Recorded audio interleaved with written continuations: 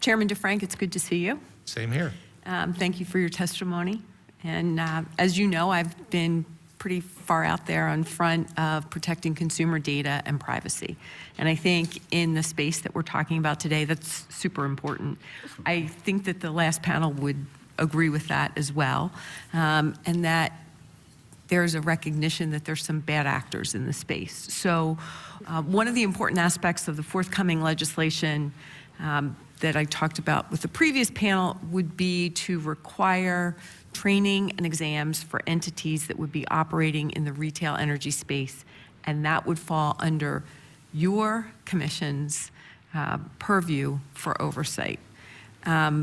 We see fly-by-night actors out there. Everyone in this room probably agrees that this would need to be done with great care and caution. To the consumer, we want greater accountability on the entities that want to operate in that retail space. So to date, do you know how many retail suppliers we have currently operating in Pennsylvania? So I did ask this question to Dan. Where are we about?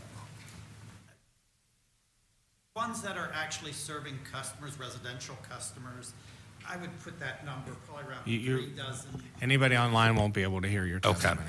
Okay. So the number is about 4 dozen, 3 to 4 dozen. about 3 to 4 dozen actively.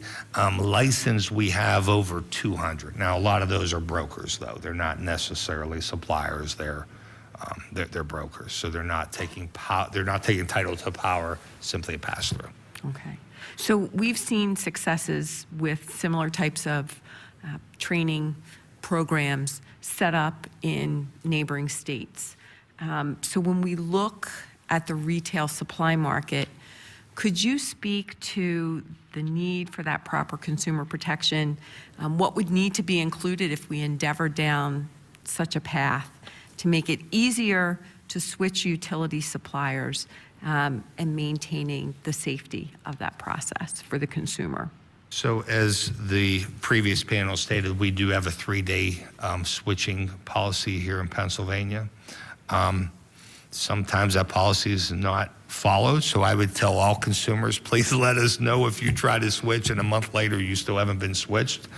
We want to hear that.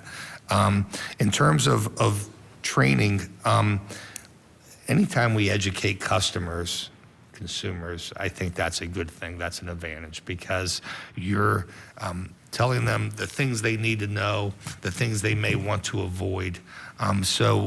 You know, one of the things we've done with our Office of Competitive Market Oversights is we've tried to, be as, consumer friendly for shopping customers as we could. We've tried to give them as much information. I think our PAPowerswitch.com website is one of the leading websites in the country in terms of providing information. It's very easy to use. I talk about this website all the time. So for folks that are shopping, it's all your information's right there. You can put, you can search under various filters, looking for fixed term products. You can look for certain lengths of term, all that.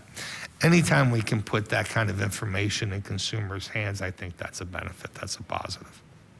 And on the retail suppliers, on that end, when we look at training and exams for those entities, again, that would be under your purview, what do you envision for that? We had talked about it when your bill was introduced, and I think there was a House version introduced as well, how this would actually look. I don't know if we would do a training video or something. We probably would do that. As you pointed out, Senator, I don't know that this is a huge problem amongst all the suppliers. I think we have a few bad actors that sort of, taint the entire picture for everyone else. So the majority of our suppliers, I don't think there's going to be an issue because a lot of things we're going to be talking about, they're already doing anyways. Right.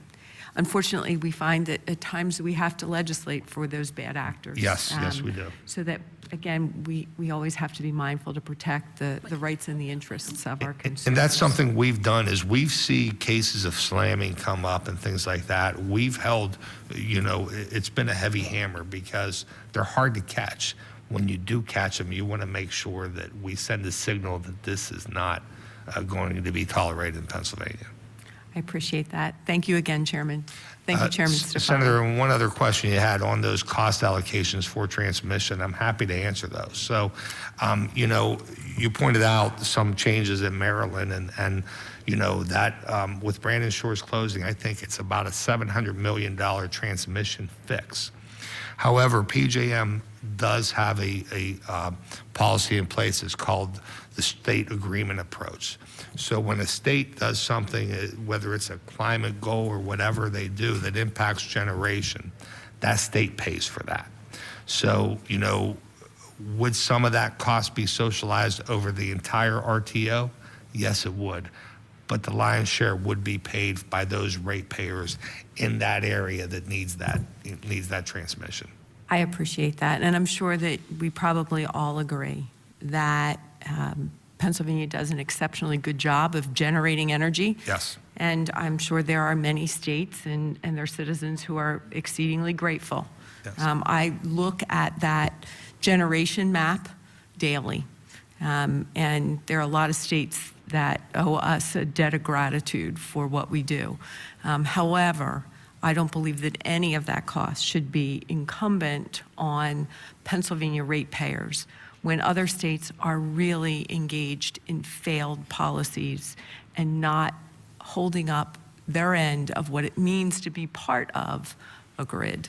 So That's a good point. That auction that I talked about, that capacity auction last July, that LMP price down in Maryland was over $400, I think. So that increase that we're going to be getting in Pennsylvania, that increase, it resulted in over $12 billion in cost RTO wide, over $2 billion in cost to Pennsylvania customers.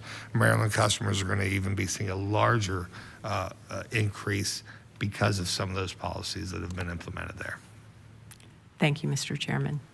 Thank you, Chairman Stefano.